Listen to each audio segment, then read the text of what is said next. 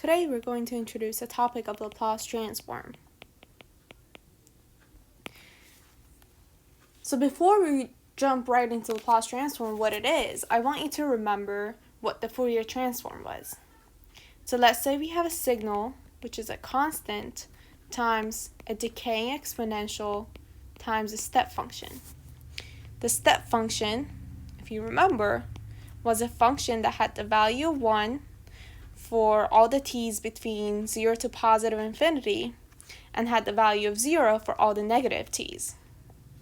Now multiplying a signal by the step function makes it causal, meaning that our signal is 0 for all negative t's, because the step function is 0 for all the negative t's. Multiplying it by 0 for all the negative t's means that our signal will be 0 for all the negative t's as well.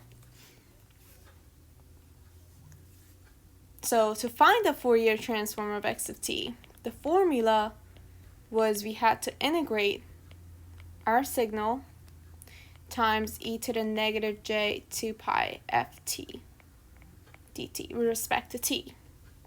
That was a formula to find the Fourier transform. However, the Fourier transform did not exist for all signals.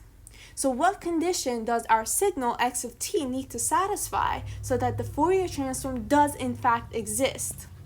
So the existence of the Fourier transform says what? It says that the absolute value of the Fourier transform has to be less than infinity at all frequencies. It means that our function has to give us a value at every frequency that does not equal infinity. We have a discrete value at every point.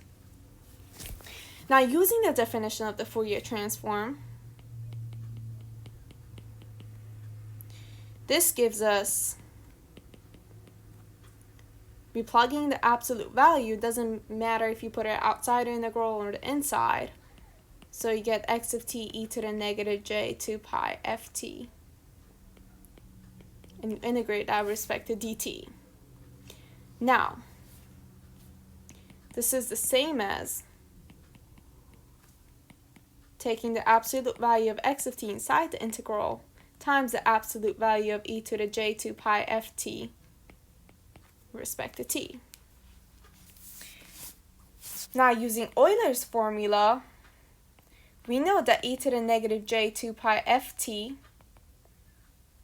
taking the absolute value of that, gives us a value of 1.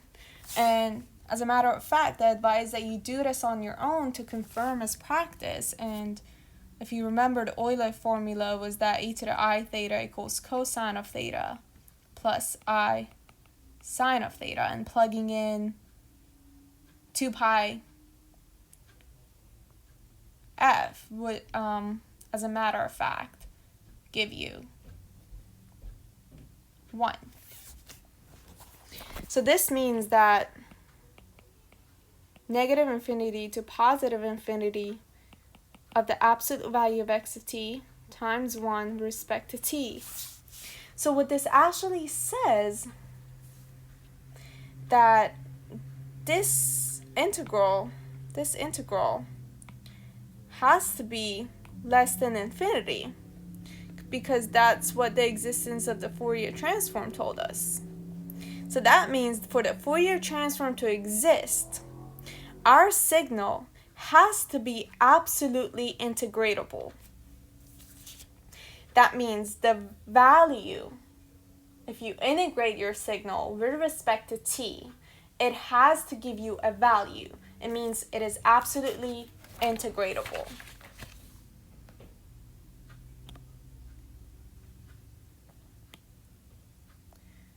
Now,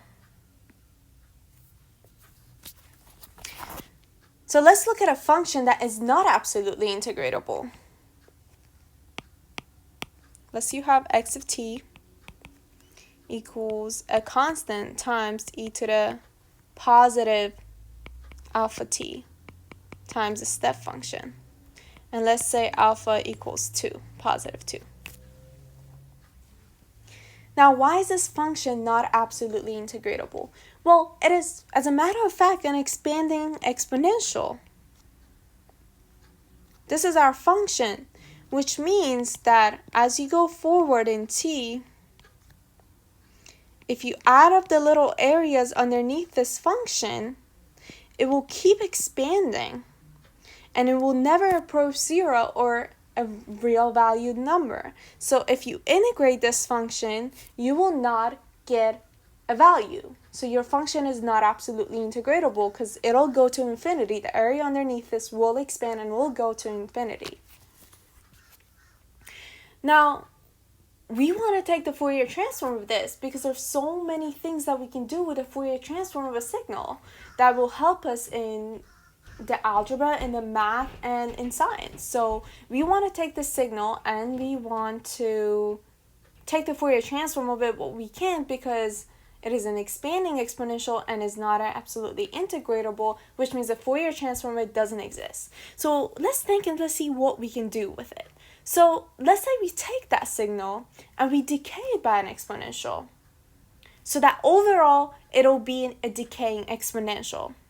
So let's say we make a function y of t, which is our original signal, times a decaying exponential, negative alpha t. Now notice this is negative alpha, which is decaying exponential. Now this function is now overall a decaying exponential, so we can now take the Fourier transform of it,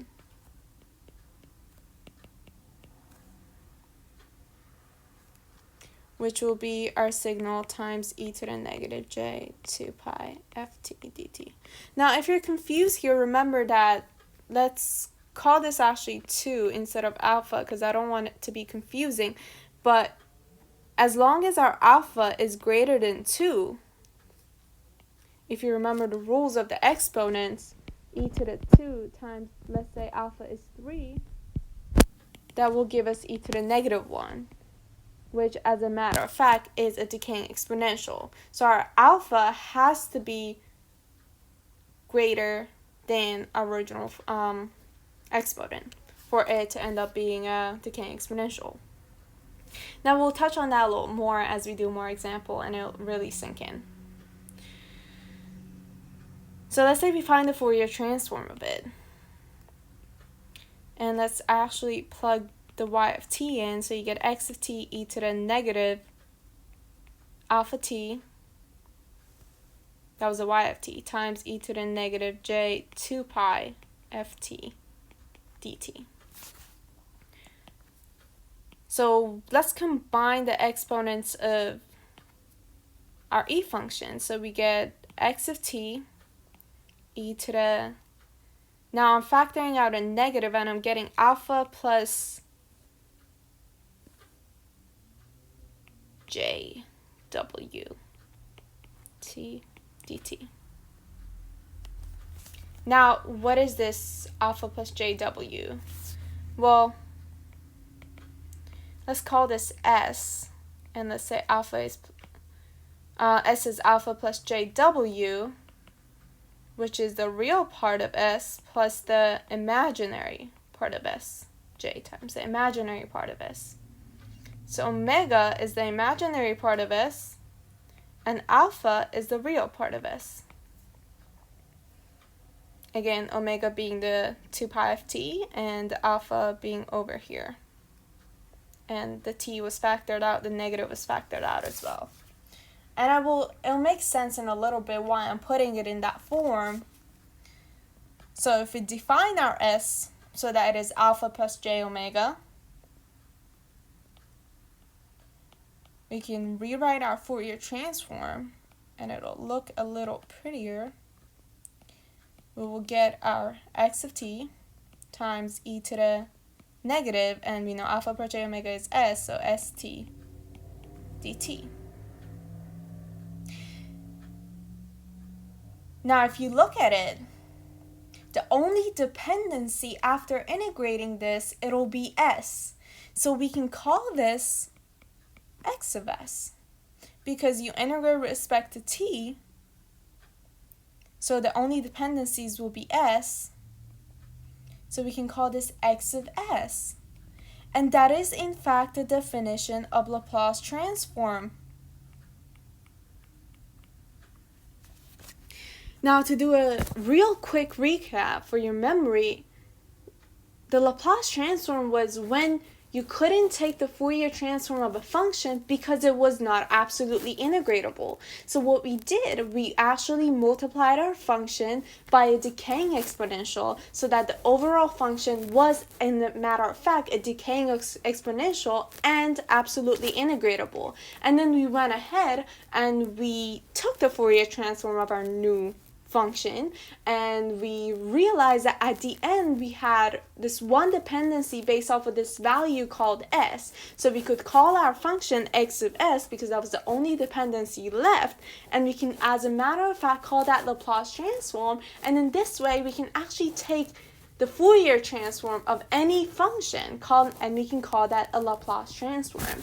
Now, if you think about this further, this means that the Fourier transform is actually a subpart of the Laplace transform, because with the Laplace transform, not only you can cover all the functions whose Fourier transform you can take, but you can also